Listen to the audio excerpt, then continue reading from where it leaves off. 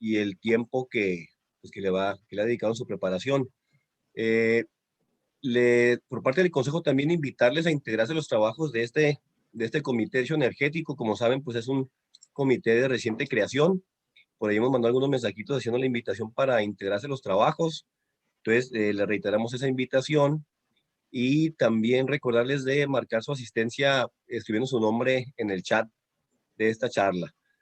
Orlando, de nuevo, muchas gracias, bienvenidos a todos y te cedo los usos del audio para llevar esta plática. De nuevo, gracias, Nancy. Gracias, Juan Arturo. Pues muchas gracias, Juan Arturo. Pues bienvenidos a todos. Que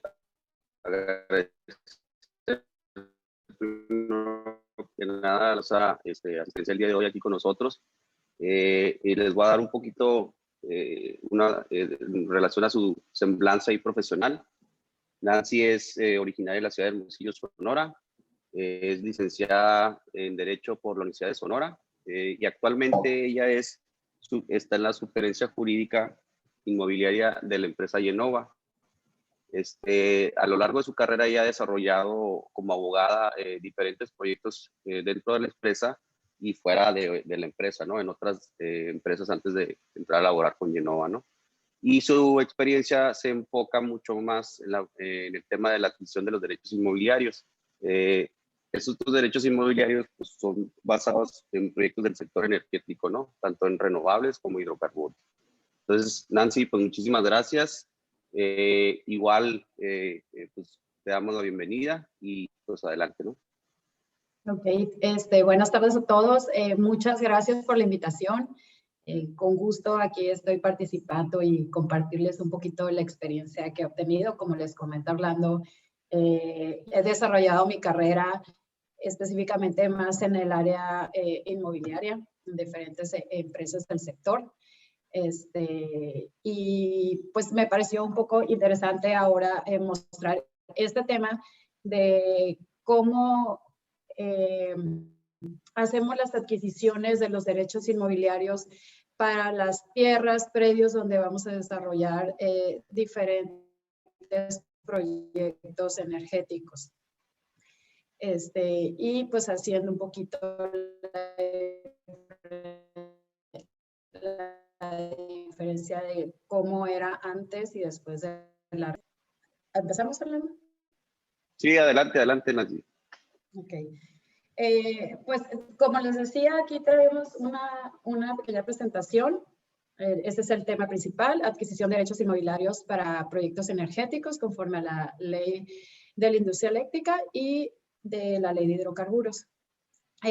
Quise empezar un poquito, comentar un poco con los antecedentes de esta reforma, que es la base de cómo tenemos el proceso ahora para la adquisición de estos derechos inmobiliarios, ¿no?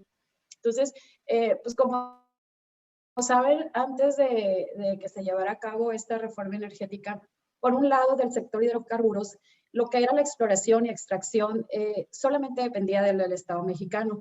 Entonces, esta actividad era totalmente protegida por el Estado y era lo que conocíamos como toda la administración de solo Pemex, ¿no? O sea, si hablábamos de petróleo, hidrocarburos, era hablar de petróleos mexicanos. Y por el lado eléctrico, todo lo que era la generación, la conducción, el distribuir de energía eléctrica a nuestro país, era como un servicio público, era la Comisión Federal de Electricidad o en su momento Luz y Fuerza.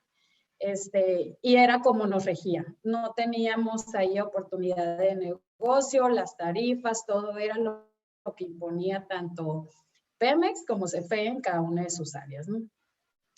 ¿Y qué viene después? Ahora con la reforma que se dio en el 2013, buscando como un objetivo principal beneficiar a la población, contribuir con un desarrollo, una base energético para el país, buscando cómo tendríamos estos beneficios. Y esto se lograría dando oportunidad a compañías privadas o extranjeras una inversión en estos energéticos en México y que estos pudieran tener alguna cierta competencia tanto con Petróleos Mexicanos y con la Comisión Federal de Electricidad. Ya que, como les decía, pues antes era lo que llamamos como los monopolios, ¿no? Esto es a muy grandes rasgos para no irnos más a profundidad de todo lo que generó esta reforma, ¿no? Sino como un antecedente para el tema que vamos a ver hoy. Bueno, lo que generó esta reforma energética en el marco legal, en términos generales, pues para el tema que nos conduce es que se modificó el artículo 27 de la Constitución Política de los Estados Unidos Mexicanos, que es todo lo referente a la propiedad de la nación, ¿no? Y también resultó lo que es la Ley de Hidrocarburos, la Ley de la Industria Eléctrica y sus reglamentos.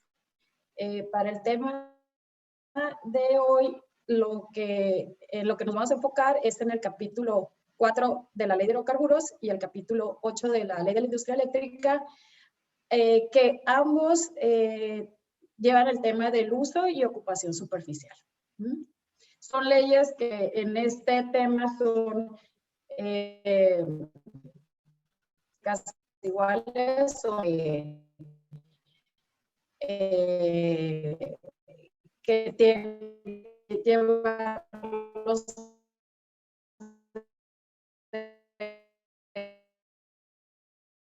como de agraria, ni haya sido resultado de la reforma, pero sí para la adquisición de tierras de propiedad social, generalmente se lleva un proceso para estas comunidades agrarias, los que son ejidos, pero al momento de de llevarse a cabo esta reforma y conforme a lo que indican estas leyes, se cambia un poco el proceso y haciendo una modificación, ¿no? Pero no la ley, sino solamente la estamos haciendo como referencia en el cambio de asambleas y eso se lo explico un poquito más adelante.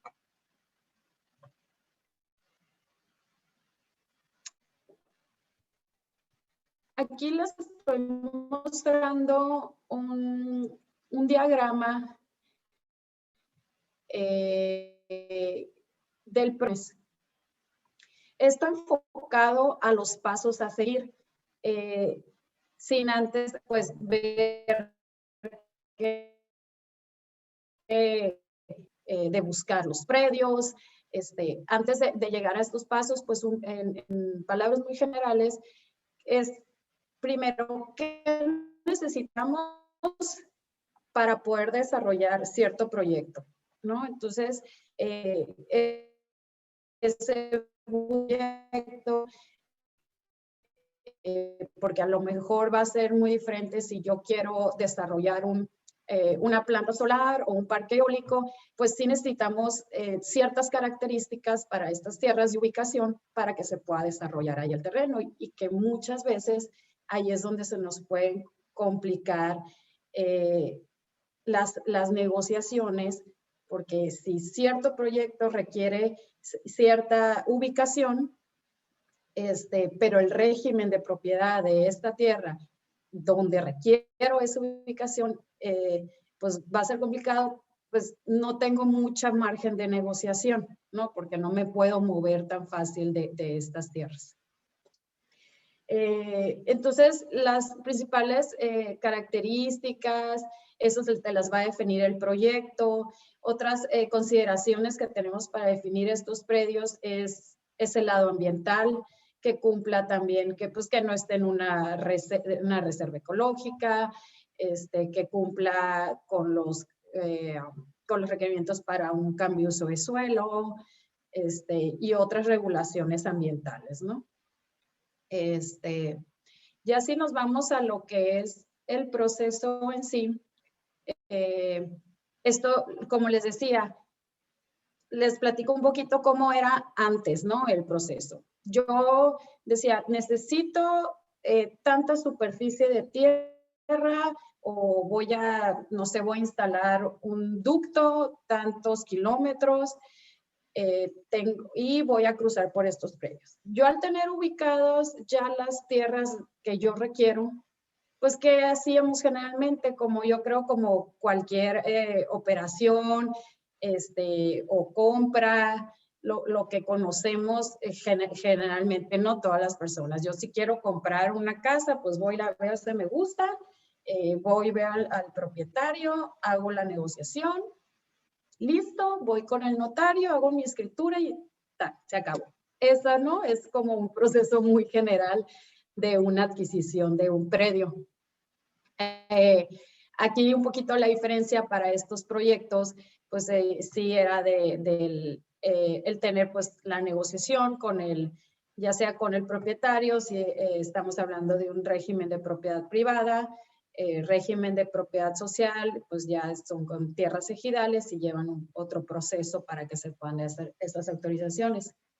Entonces, en el caso de propiedad privada, al tener ya un acuerdo con el propietario, que sería ver esta parte, ¿no? De aquí empezamos. Yo ya tengo un acuerdo con el propietario, digamos que es propiedad privada, o en su caso una parcela, que también puede ser una parcela y el titular tiene derechos ejidatarios, pero no es parte de las tierras de uso común del ejido.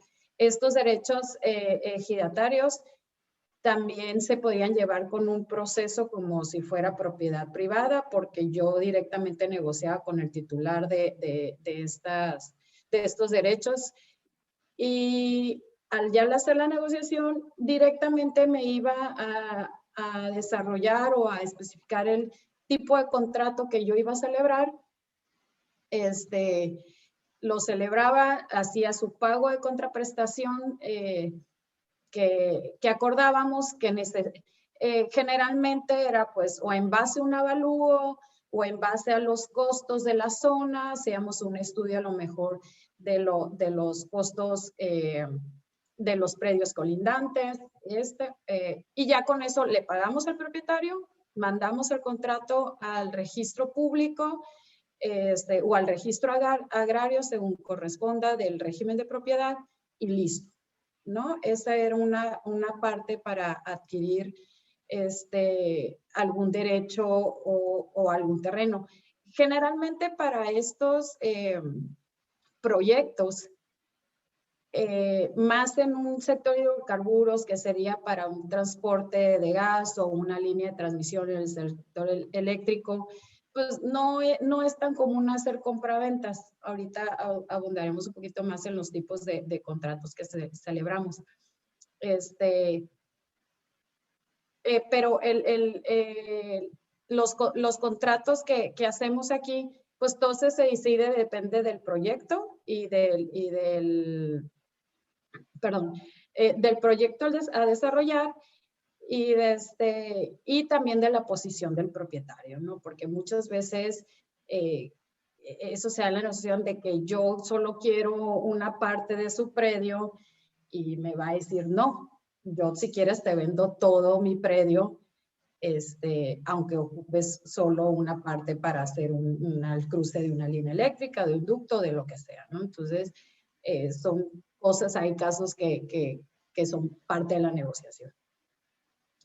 En caso de tierras ejidales, todavía estoy hablando de cómo era antes del proceso. Si ahí decíamos, ya cuando decimos que es un predio de tierras ejidales, híjole, ya se viene otro proceso, ¿no? Que es un poquito más largo. ¿Por qué? Porque tienes que ir con el comisariado ejidal para que en asamblea los ejidatarios autoricen la celebración del contrato o acuerdo que tú negociaste para hacer uso de estas tierras, ¿no?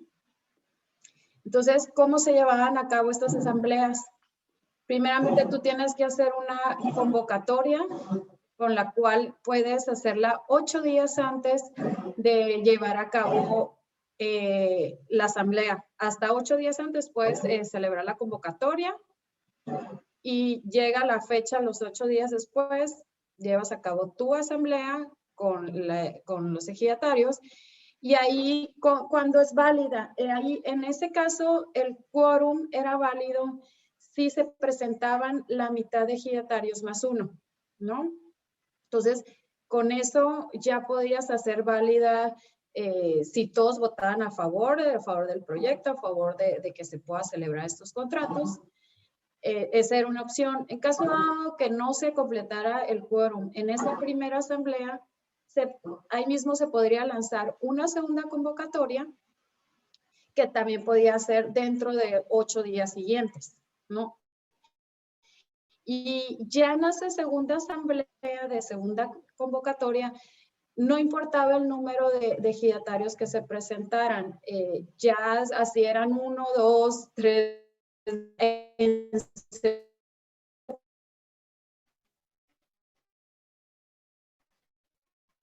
es una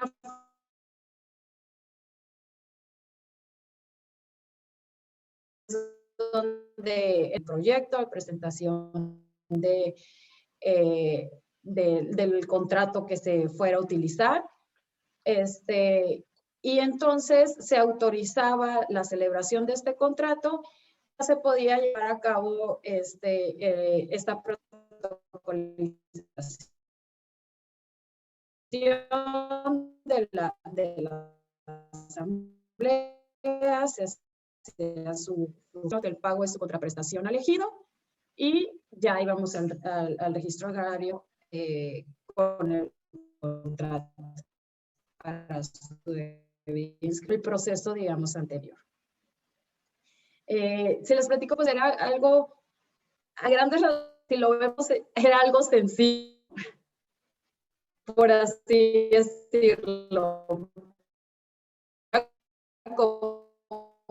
Conocemos, ya fuera una compra, como les decía, cualquier otro tipo de contrato, ¿no? Entonces, si ahorita les platico ahora un poquito del nuevo proceso, cómo se lleva a cabo y qué implicaciones ha tenido con la reforma. Y entendiendo los objetivos de la reforma, que ante todos, como decían, es beneficiar a la sociedad, sí. Y una es proteger los intereses tanto de los particulares como de los ejidatarios, de los titulares de propiedad social. Entonces, ¿qué se les ocurrió? Dijeron, bueno, para yo asegurarme que las empresas privadas que van a venir a celebrar estos contratos, que van a venir a desarrollar estos proyectos, no abusen de cierta manera con las personas, con los propietarios, con los ejidatarios, porque era muy común que se diera este tipo de abuso, por así decirlo. Si alguien quiere revisar o vemos, o todavía es parte de la experiencia que nos topamos, predios, líneas de transmisión, si revisamos las líneas de transmisión que tenemos, yo creo, en todo el país de CFE, vamos a ver que menos de un 30% está regularizado. ¿Y eso qué quiere decir? Que CFE en su momento, esos años, él llegó y entró a tierras, ranchos o lo que sea, y llegó, instaló sus postes de luz, sus líneas, y con permiso. ¿Qué pasó con sus propietarios? Nada, no podían hacer nada. Entonces, a ellos nunca se les pagó, no existen contratos, no hay ninguna regularización, y todo este proceso que ahora tenemos es como en parte para protegernos de esto, ¿no? O sea, y digamos, son como las ventajas y desventajas, que vamos a buscar esa protección, pero también a nosotros, como para las empresas, obviamente a nosotros sí nos genera un mayor costo y tiempo para el desarrollo de estos proyectos. Y te estoy hablando que si en general el proceso de adquisición antes de un contrato con este caminito que les platiqué, podría variar. Lo más largo era un tiempo de negociación. Al yo ya tener, era lo más complicado. Al yo ya tener mi negociación, cuando mucho me podía llevar 15, 20 días en armar un contrato, firmarlo y ya mandarlo al registro público, ¿no? Es el tiempo que me llevaba. Ahora me puede llevar en simple, adicional a negociación, simplemente para yo poder entablar una negociación o tener un acercamiento con un propietario. Yo ya no puedo llegar como antes tocándole a su casa sin nada en mano. Yo ahora tengo que llegar preparada por escrito, presentarle formal una descripción de proyecto, presentarle unos tabuladores o avalúos que estos solamente me los va a emitir el INDAVIN. Entonces, los cuales yo tengo que solicitar con mucho tiempo antes, porque estas son cosas que la ley también como están previstas de cierta manera en la ley, pero si nos vamos a la práctica, no es así. Y ahorita voy a indagar un poquito más en este punto de estos tabuladores o avalúos, porque ha sido un tema muy controversial, por así decirlo, en la práctica para varias empresas, porque no está acorde con lo que está señalando la ley, ¿no? Entonces, esto nos ha ocasionado a varias empresas muchos retrasos y obviamente pues lleva mucho más tiempo en la negociación y costo y para la adquisición y para empezar a construir, digamos, un proyecto, pues se nos están alargando los tiempos bastante, ¿no? Y con todas estas implicaciones. Entonces les platico así ahorita muy rapidito el flujo y para después yo platicarles un poco más, como les digo, de estos temas un poquito más a profundidad de cómo están en la ley y cómo los llevamos a la práctica, ¿no? Nancy, igual sí, también para nomás establecer ahí el término, los 90 días que exige el manifiesto de impacto social, ¿no? Hay que se pudiera en un momento dado considerar para efecto de entablar negociaciones con los propietarios de los inmuebles, ¿no? Lo que marca básicamente la propia ley, el reglamento y el artículo 120 de la lista eléctrica. Nada más para ahí el tema del paréntesis de los 90 días, ¿no? Para que lo agreguen ahí en el tema del tiempo. Sí, ¿no? Correcto. Es que, ¿sabes qué? Porque no lo tengo yo aquí en mi flujo, que tienes razón, ahí lo debe haber incluido, porque tampoco tengo en casos de que se requiera una consulta indígena. También es otro tema y ahí ni siquiera está, creo, bien establecido el término. Y que será tema de alguna otra plática que podamos tener dentro de estas pláticas que estamos sosteniendo, que es muy importante sobre todo para este tema o este proceso que se está básicamente comentando ahorita, ¿no? Y disculpa la interrupción, nada más ahí quería hacer el comentario. Va. No, de acuerdo, gracias. Sí, te digo, no lo tengo aquí porque principal, y te digo, malamente, los tenemos como divididos en áreas en la compañía y como que ya me acostumbré a verlo como un área distinta, ¿no? Justo por ser algo mucho más especializado, tanto la consulta indígena como el tema de la evaluación de impacto social, estas todavía empezamos con mucho más tiempo de antelación, ¿no? Por todo, como dices, estos 180 días que se llevan, la consulta indígena, tanto como la puedes decidir como empresa llevarla si tienes la ubicación, pero muchas veces al momento de ya estar digamos, en sitio del proyecto, se te puede presentar a alguien, a una comunidad y decirte, no, es que sí es una comunidad indígena y sí lo requiere, cuando muchas veces no tienen los elementos de lo que la ley te señala como comunidad indígena, ¿no? Pero bueno, como decía Orlando, este tema podríamos tocarlo en otra sesión. Volviendo aquí un poquito al flujo, les decía, el primer paso es solicitar estos tabuladores, que estos tabuladores nosotros como particulares los tenemos que solicitar por medio de la Secretaría de Energía. Y esta a la vez hace su solicitud al instituto,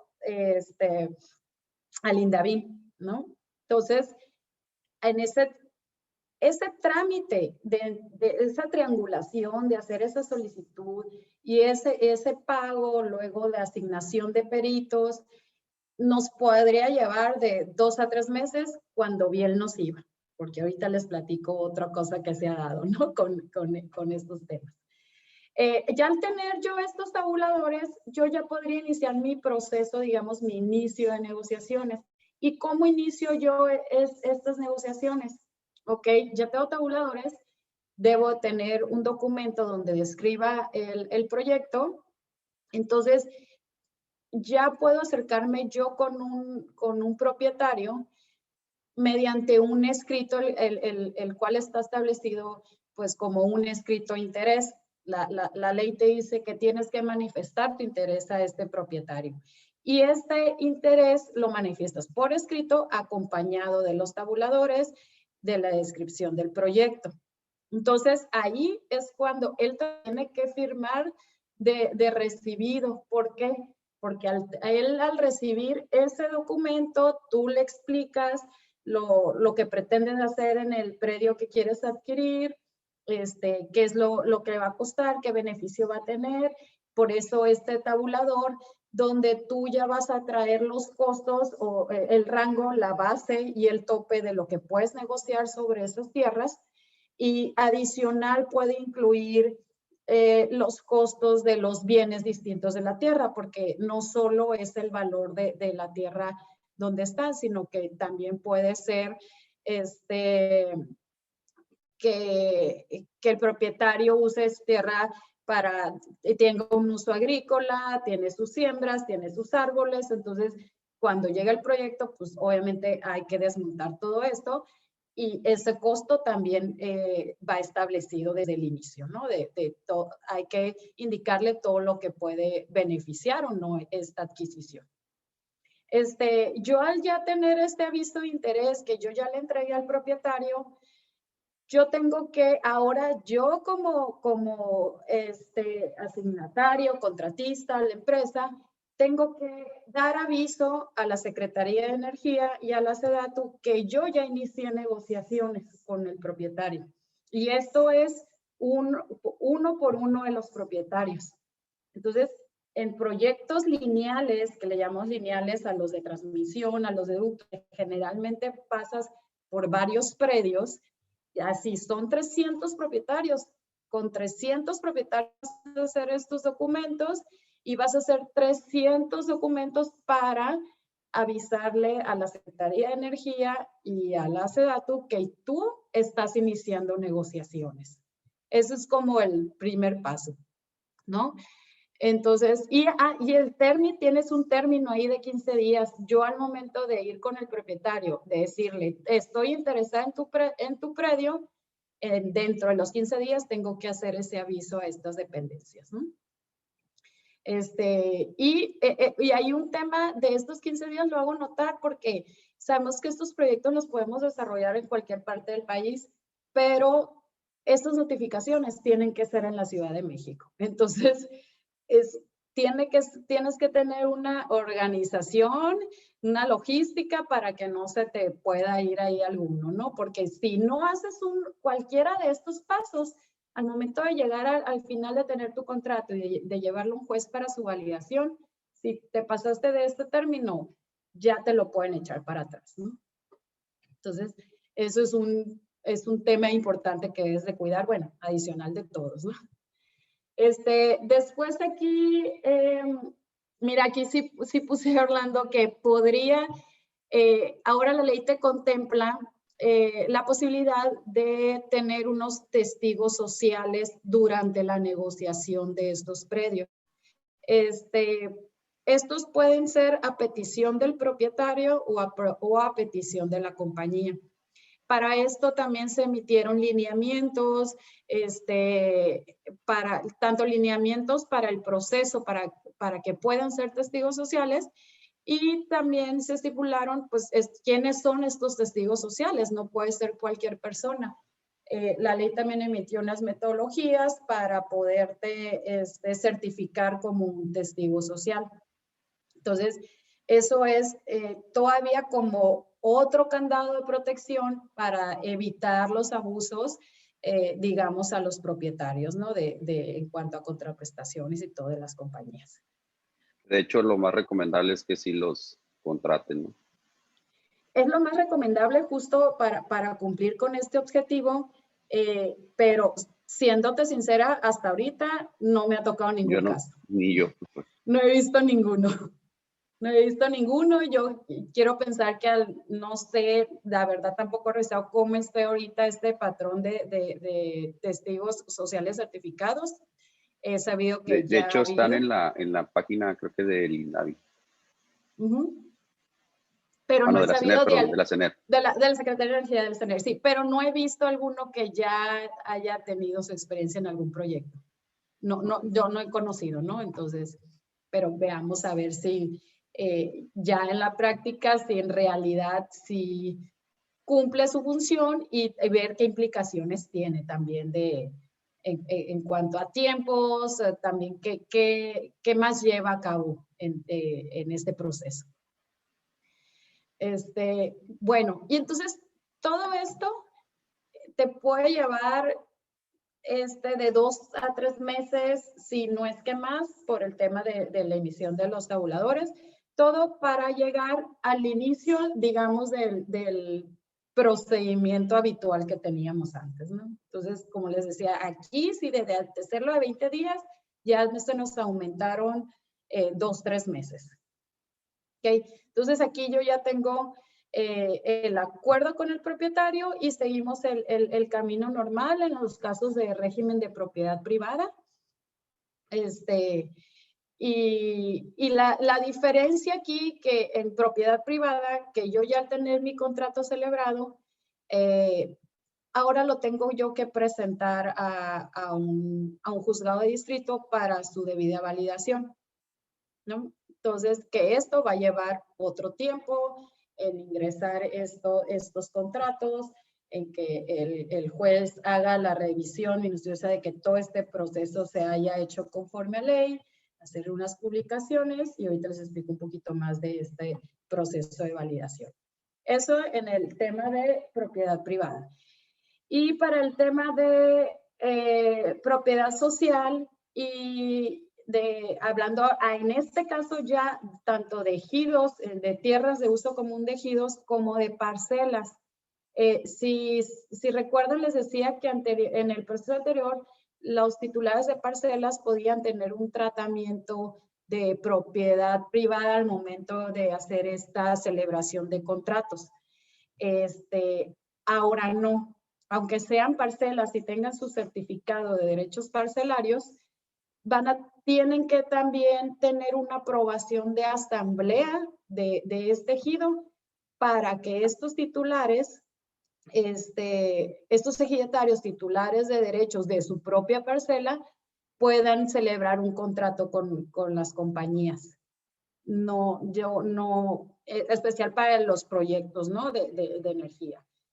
No como antes era. Ahí es una diferencia ahí muy importante porque ya no tiene también la misma flexibilidad o facilidad de este titular de derechos ejidatarios como era antes, porque ahora tiene que llevar todo el proceso como si fueran tierras de uso común.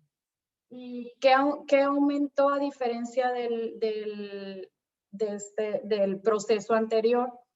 Aquí porque se lleva a cabo igual como les comenté, la asamblea, su convocatoria, pero aquí llevamos a cabo lo que se llama asamblea dura, que la asamblea dura son más tiempos para tanto de la convocatoria, desde aquí de inicio, si en el proceso anterior eran 8 días para lanzar tu primera convocatoria, en este caso necesitas 30 días de antelación para ir preparando esa asamblea.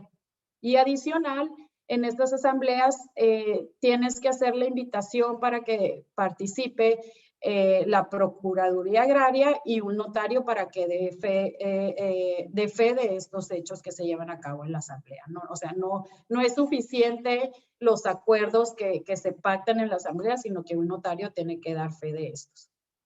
Entonces, aquí también se nos amplía mucho más tiempo.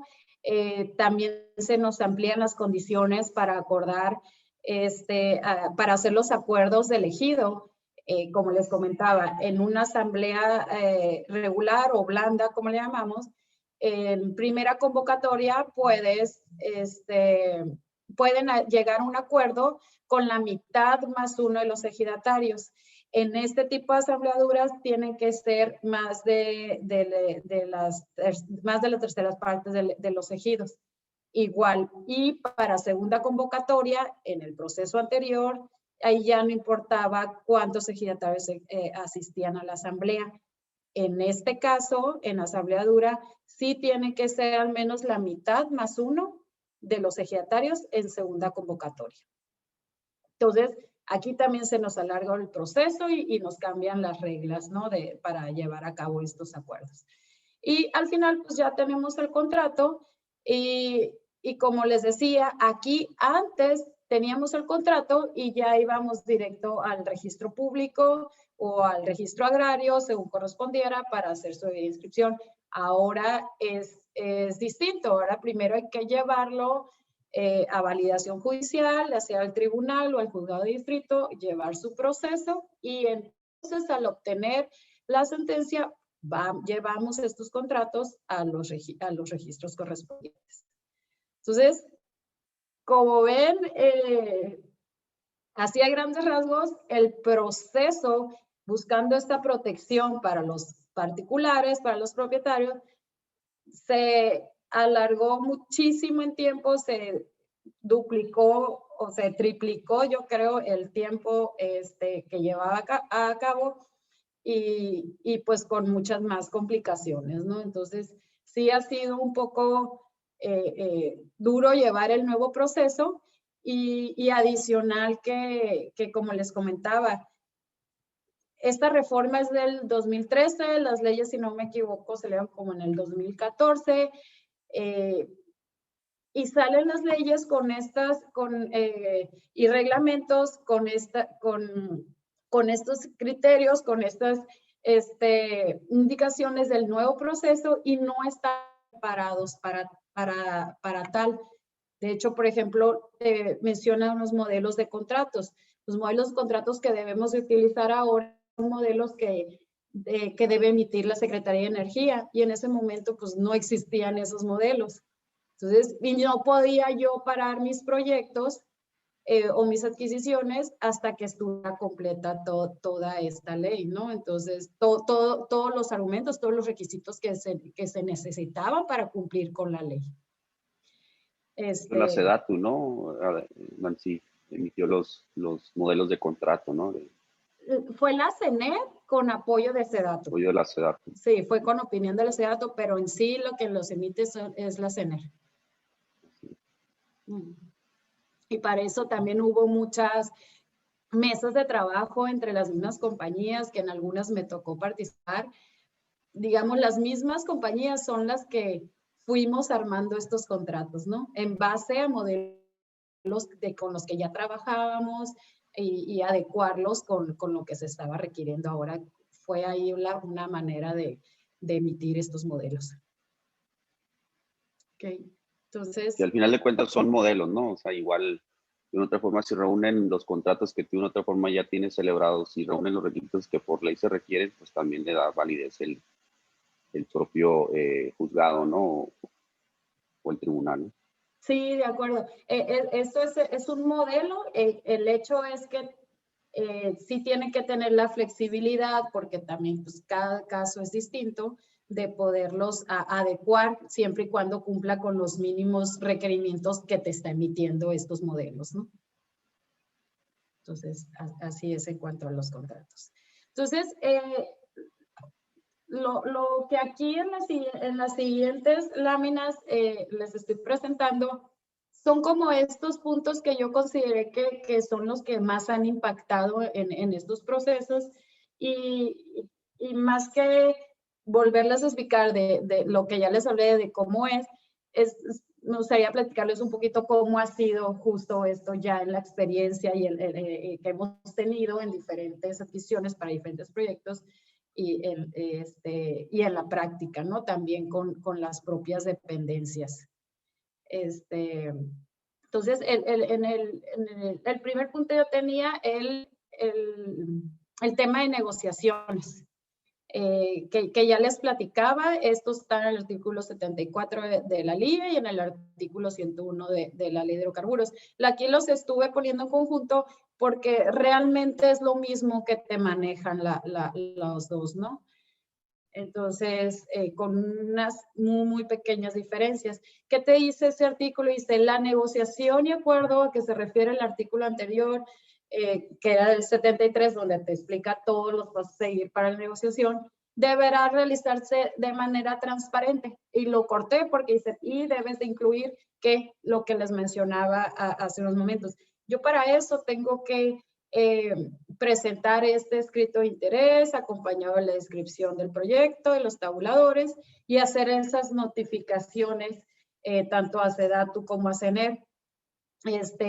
Y por ejemplo, aquí la diferencia es que para proyectos eléctricos solamente se hace la notificación a SEDATU, y para los proyectos de hidrocarburos sí se tienen que hacer las notificaciones a ambas dependencias, tanto a SEDATU como a CENER, ¿no? Entonces, ahí lo quise poner aquí, aunque ahorita yo ya profundicé en el tema de tiempos y cómo se hace todo este trámite de negociaciones para ambos tipos de proyectos. La mayor implicación es que se nos va el tiempo más de 2-3 meses, ¿no? Entonces, lo que nos viene, digamos, a ver como una desventaja en la cuestión de los proyectos, de la ejecución ya de los proyectos. El otro tema es de la evaluación y contraprestación. Este tema a mí me ha parecido en la práctica muy interesante, y uno de los temas principales que creo que no quedaron como bien acordados en la ley. Yo creo que es un área de oportunidad de revisar tanto en la ley como en el reglamento, porque textualmente quise aquí poner lo que dice estos artículos referente a la emisión de estos tabuladores, que dice: el Instituto de Administración de Valores de Bienes Nacionales, que es el INDABIN, elaborará y mantendrá actualizados, dice, elaborará y mantendrá actualizados tabuladores sobre los valores promedio de la tierra y en su caso de sus accesorios, para su uso, ocupación o adquisición según las características, así como de tabuladores y mecanismos de referencia que determinen. Dichos tabuladores servirán de base para el inicio de negociaciones que se realicen conforme a los artículos anteriores. El interesado deberá acompañar al escrito que se refiere a la afición del artículo 74-101, que es el escrito de interés que les mencionaba, con el cual yo voy a iniciar negociaciones. Ese debo de acompañarlo de estos tabuladores, ¿no? Pero ¿qué era lo curioso?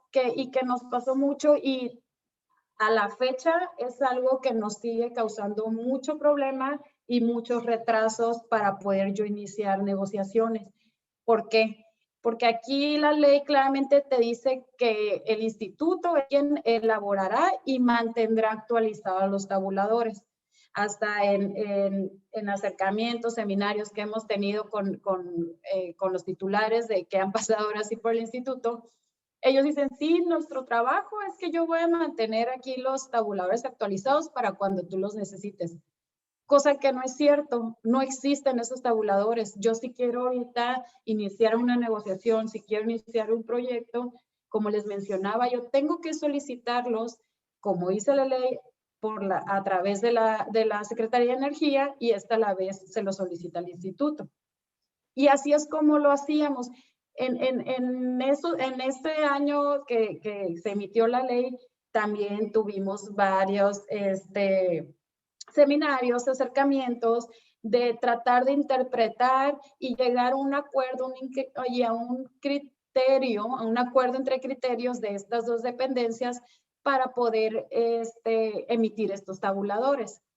Porque a pesar de como claramente dice que el instituto los elaborará y mantendrá actualizados, pues en la realidad no es así. Entonces, ¿qué es lo que pasó? En su momento se acordó que se haría por medio de la Secretaría de Energía, y el instituto, al recibirlo, ya no se contactaba directamente con, digamos, con nosotros los particulares interesados en obtenerlos para el desarrollo de estos proyectos. Y así se estuvo llevando por años hasta el último año, y este proceso tardaba, ya con un acuerdo aterrizado, se llevaba de 2 a 3 meses, entre que te emitían el pago, entre que designaban los peritos, que, por ejemplo, estos tabuladores te los emiten por municipio. Y entonces, muy curioso porque, por ejemplo, si yo quería aquí unos tabuladores para Baja California, me daban un perito de Puebla y un perito de Sinaloa. ¿Por qué? No sé cuál era el criterio, pero estaba ahí un poco raro, en lugar de agarrar un perito que igual esté en el padrón del instituto, pero que esté en la localidad. Entonces ahí eran cosas como que dices, bueno, me va a costar más, me va a costar tiempo, pero bueno, así se estaba haciendo, ¿no?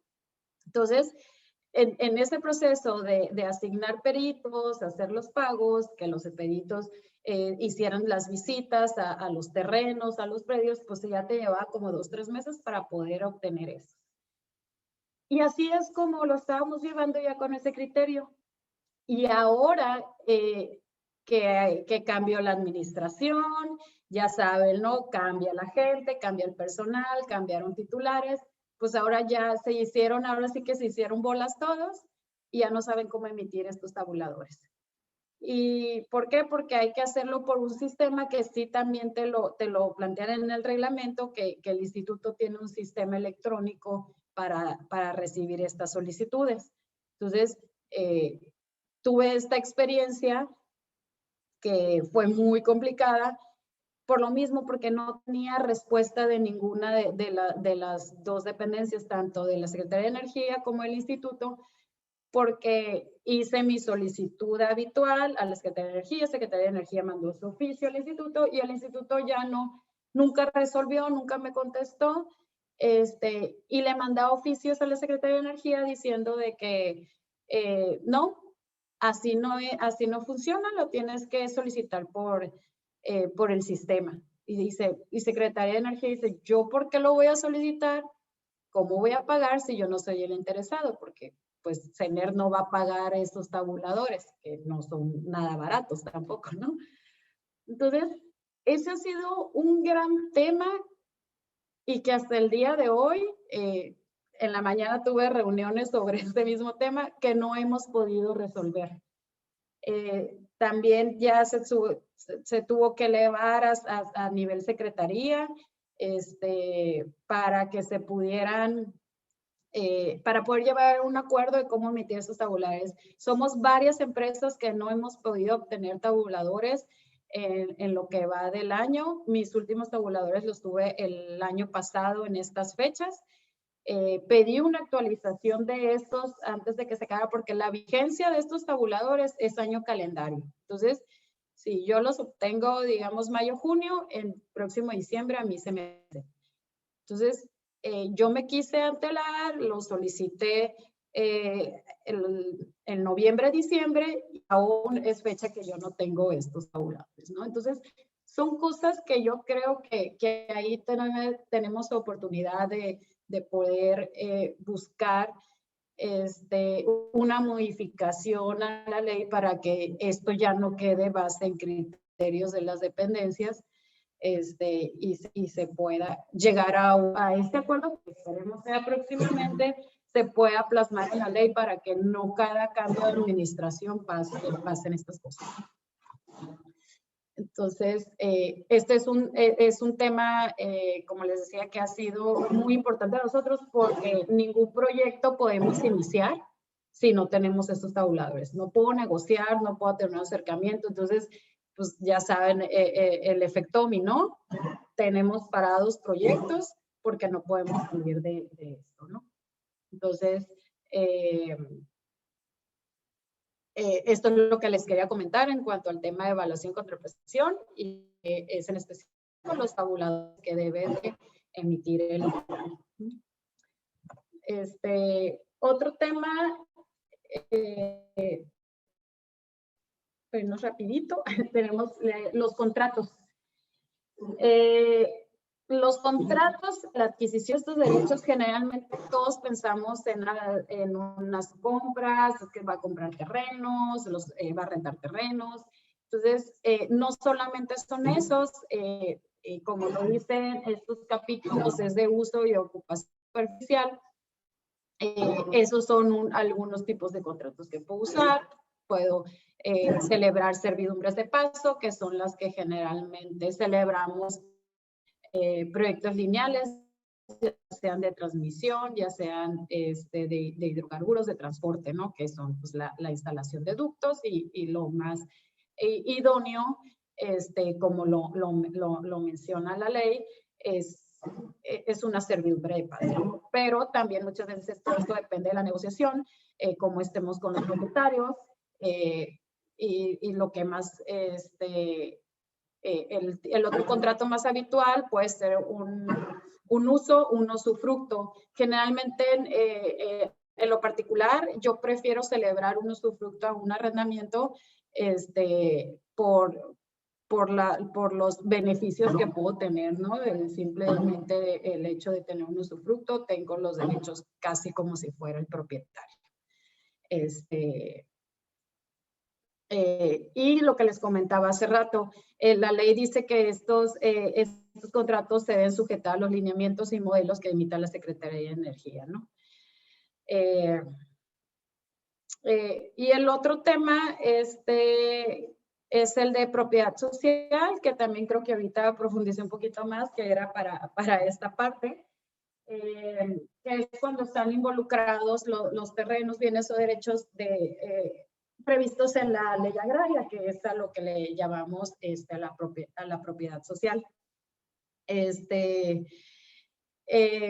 Y justo es pues lo que les decía, creo que se los expliqué muy a detalle ahorita en el diagrama de cómo son las asambleas, aquí las que se celebran para la adquisición de derechos de estos proyectos son asambleas duras, no las que comúnmente se celebran para cualquier otro tipo de acuerdos. Y pues eso es otra implicación de que nos afecta mucho en los tiempos, ¿no? Porque nos hemos topado con ejidos de 1000 ejidatarios que ni siquiera viven en sus tierras, muchos viven en otros países, y entonces yo poder juntar a 1000 ejidatarios es casi imposible, ¿no? Entonces, son cosas que nos han pasado y ahí tenemos que como que ingeniárnoslas en buscar algún tipo de contrato o algo que pueda ser válido en su momento para que el juez lo haga válido para este tipo de proyectos, ¿no? Y finalmente aquí traía el tema de la validación judicial, que yo creo que es el tema que ha sonado un poco más a raíz de esta reforma y de las adquisiciones, porque decían, es como, sí es una validación judicial que te va a dar un juez de distrito en casos de regímenes de propiedad privada o un tribunal agrario en los temas de tierras ejidales.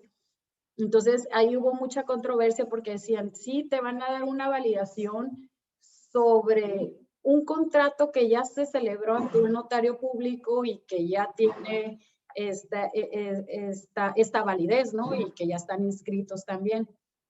Pero en sí, pues es como se estableció, les decía, yo creo que sí fue muchos como candados que se han llevado o que se establecieron más bien para hacer esta protección a los propietarios, ¿no? Entonces, la validación de estos contratos consiste en que yo voy a llevar el contrato, el acuerdo alcanzado, como dice textualmente, al juez de distrito o al tribunal agrario. Lo presento y ¿qué es lo que hacen ellos? Ellos van a verificar que se hayan cumplido con todos los pasos y los requisitos que platicamos ahorita del flujo, y los que pueden ser adicionales, ¿no? Como los que mencionamos en caso de que se haya requerido una consulta indígena, la evaluación de impacto social, y creo que hay otros dos, tres temas ahí que son adicionales, ¿no? Entonces, dependiendo del proyecto y de la ubicación de los predios. Entonces, los jueces son los que van a verificar que se cumpla con esto. Ellos reciben los escritos, o se ordena la publicación del extracto de este acuerdo de los contratos, se hace una publicación en los periódicos, y el juez después emite una resolución. Y sobre esta, bueno, después de tenerla, tienen 15 días, me parece, para llevar a cabo sí, aquí está la resolución, para hacer, perdón, dice, el juez de distrito tribunal grave emitirá su resolución que tendrá el carácter de sentencia dentro de los 15 días siguientes a la primera publicación que mencionamos, ¿no? Que se hace en los periódicos, cosa que en la realidad pues no sucede, ¿no? Esos 15 días se pueden convertir en meses. He terminado proyectos que se han construido y ahí todavía tengo pendientes de validar contratos, ¿no? Entonces, son cosas que se están dando en la práctica, no necesariamente en cumplimiento textual de la ley, ¿no? Como en muchas áreas, yo creo. Pues hasta ahorita eso es todo lo que traigo por mi parte del proceso en general. Yo creo en el transcurso les estaba platicando un poquito aquí de retos o experiencias que he tenido, y cómo se ha ido, digamos, como haciendo el cumplimiento de esta nueva regulación, ¿no? Entonces, para la adquisición de todos de estos predios para desarrollar los proyectos. No sé si tengan alguna pregunta o cómo ves. Si gustas, Nancy, igual pasaríamos una sección de preguntas y respuestas, ¿no? Igual si alguien quiere hacer uso de la voz o bien a través del chat, igual nos pueden hacer sus preguntas, y con mucho gusto aquí la licenciada y su servidor en su momento, si puedo, trataremos de contestar a ellas, ¿no? La primera pregunta la hizo el licenciado Aurelio Espinosa, y pregunta que si ante la postura gubernamental en el tema de energías son viables los proyectos energéticos, ¿no? ¿Podrían abundar un poquito más, por favor? ¿Quieres que conteste yo o contestes tú? Te la dejo. Pues depende con quién, ¿no? Si es con Sí. CFE, pues te van a autorizar todo de manera inmediata. Si es un proyecto de protocolo correctivo, por ejemplo, los que están aquí en Baja California, pues esos son de corto plazo, esos proyectos son muy redituables. Entonces, dependería mucho del proyecto, ¿no? Sobre todo también del tipo, ¿no? Si es eólico, si es solar, si es biogás, si es hidráulico, dependerá mucho de la tecnología, ¿no? Pero al final de cuentas, como lo digo, ahorita si tú quieres llevar a cabo un proyecto de generación, pues es a través de CFE, ¿no? CFE, ahorita lo que quiera, en un momento dado te puede autorizar, ¿no? Ese es el tema, ¿no? ¿Alguna otra pregunta, colegas?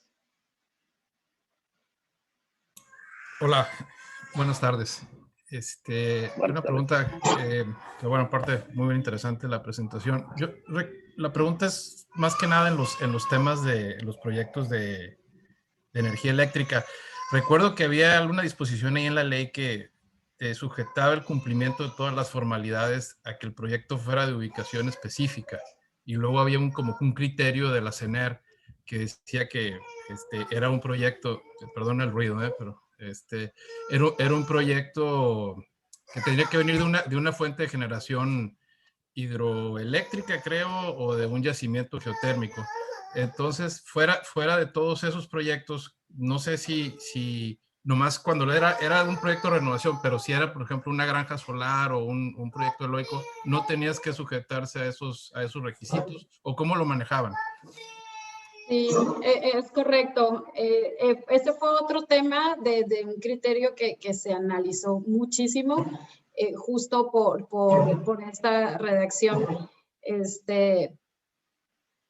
Porque justo decía, para proyectos que se requiere de una ubicación específica, y así como lo mencionaste, no tienen que ver este proceso, y justo podríamos hablar así en grandes rasgos para proyectos principalmente solares y proyectos eólicos. Como les mencioné al principio, estos sí requieren esta ubicación por el tema de vientos, tema de mediciones, obviamente solares, por eso todos los solares los tenemos acá en el norte del país, ¿no? Por el rico clima que tenemos. Y justo fue este criterio que emitió la Secretaría de Energía para poder definir que estos proyectos no tendrían que llevar a cabo todos estos requisitos, estas formalidades, ¿no? Ah, ok, gracias. ¿Alguna otra pregunta?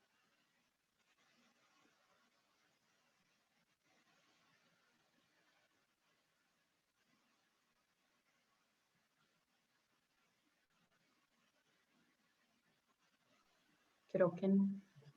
O fui muy clara o no me entendieron nada. Estoy muy clara, Nancy. No, ¿Tiene alguna otra pregunta, compañeros?